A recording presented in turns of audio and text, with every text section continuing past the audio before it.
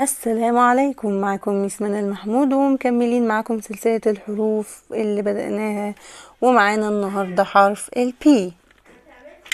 اسمه P. P. P. صوته ب ب ب ب ب بن ب ب بيانو ب بن وب بيانو. بن يعني قلم، بيانو يعني بيانو. يلا نكتب مع بعض حرف البي. هنرسم خط مستقيم يمر بالثلاث سطور كده، تمام. وبعدين من السطر اللي فوق هنيجي نعمل نص دايرة كده. كمان مرة خط مستقيم هيمر بالثلاث سطور، ومن فوق هرسم نص دايرة كده.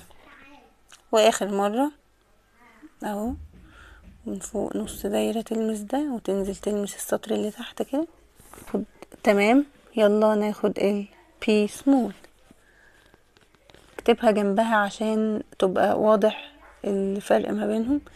هنبدأ من اول هنا السطر التاني بتاعنا اهو. هنرسم خط كده ينزل تحت، ينزل تحت شوية، وبعدين نص دايرة كده. كمان مرة اهو، ونص دايرة، واخر مرة ونص دايرة. ده كان حرف ال P، واستنوني هنزل بقية الحروف في الفيديوهات الجاية. والسلام عليكم ورحمة الله وبركاته.